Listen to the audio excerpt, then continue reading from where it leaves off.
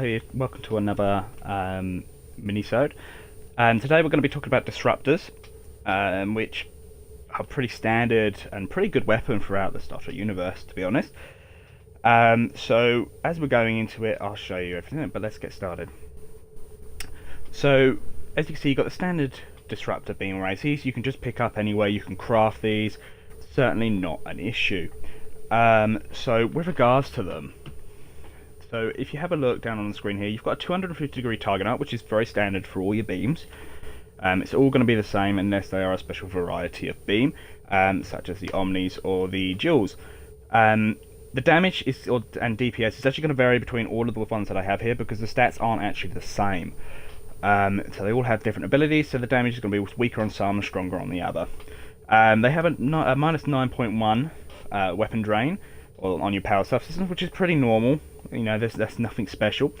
But what their ability is they have a 2.5% chance to minus, and depending on which one we're looking at here, on this it is a minus 10 on all damage resistance to the foe for 15 seconds, which is actually not too bad because the less resistance they have, the more damage they're actually going to take.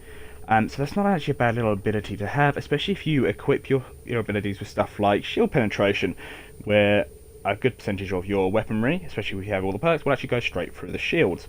So that's actually not bad whatsoever. The second ones we have are the Nanite Disruptor beams. They are more of a teal kind of colour when they're firing, so it's not actually bad. It's actually quite a nice, I want to say soothing colour. Again, it has that 250-degree targeting arc, it has that small amount of DPS there. Again, obviously, if I was to re-engineer them to have more damage, that would also increase as well. But they have a 2.5% chance to minus all damage resistance and increase shield bleed through by 2% for 15 seconds. So the damage that's going through their shields, you're going to get 2% of that damage. It's going to go through their shields and actually affect their health directly, which isn't a bad thing, especially with that minus 5 on the damage resistance. And the higher critical severity anything you have, the better they are.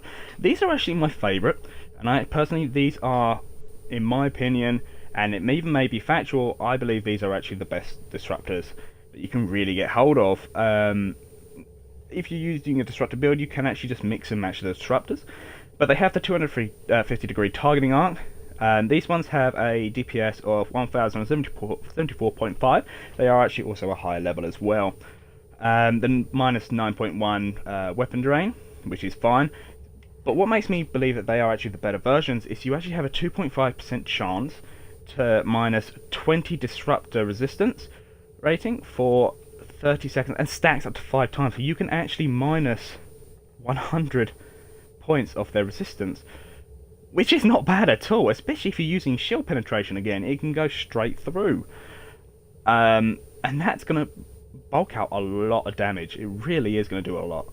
But they're also blue. I absolutely love it. They're blue. I love the blue weapons. They look great. I'm not a big Tetrion fan, but the nice blue on these, I was quite nicely surprised to find them.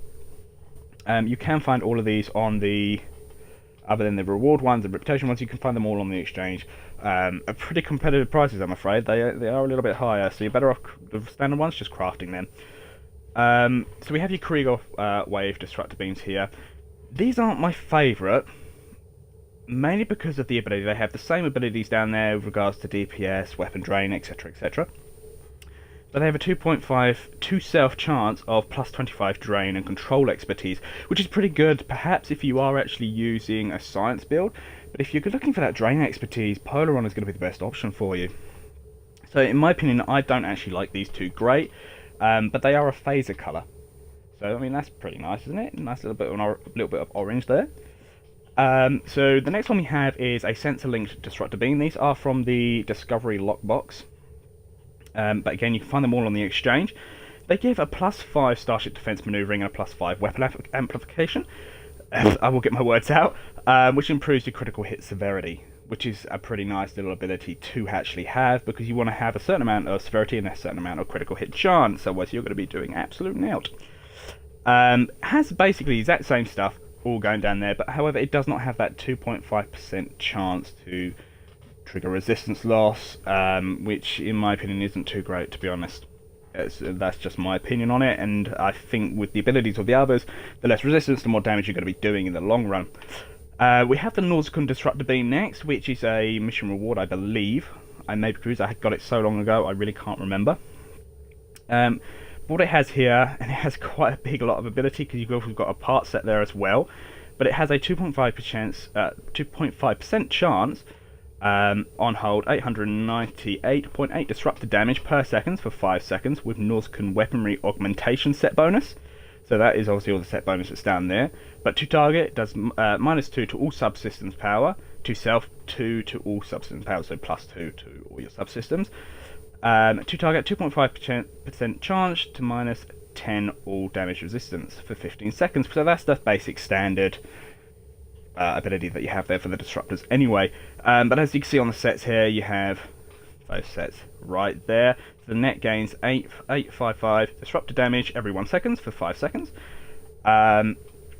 The set 3 is plus 28.5 disruptor damage, plus 50 starship hull penetration, which you're going to be hitting a little bit harder that way. The next one we have, this is the Tarantass Force Disruptor. So you'll have this on here, and that's not actually a bad thing to actually have, because the more damage you actually create in the lower hull that the enemy actually has, the stronger it actually gets. So you have your standard DPS all there. Damage dealt increases as target's hull decreases, up to 200% damage at 25% hull, which actually does pack a punch quite nicely again, especially if you're using shield penetration. It has the 2.5 chance to apply stack of withering radiation, which is 474.8 radiation damage to target per stack of withering radiation. You then also have all the severity and everything like that, but that's the abilities right at the top. You do have the sets there, which gives a plus 13.3 projectile weapon damage. I don't primarily use torpedoes, especially if I'm in a PvP match. I just use the energy weapons because they can actually hit a lot faster and a lot harder. You'll be doing more damage that way.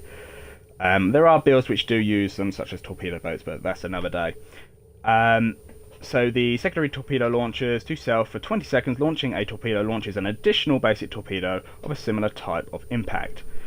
So that's pretty basic, to be honest. Nothing too special about it.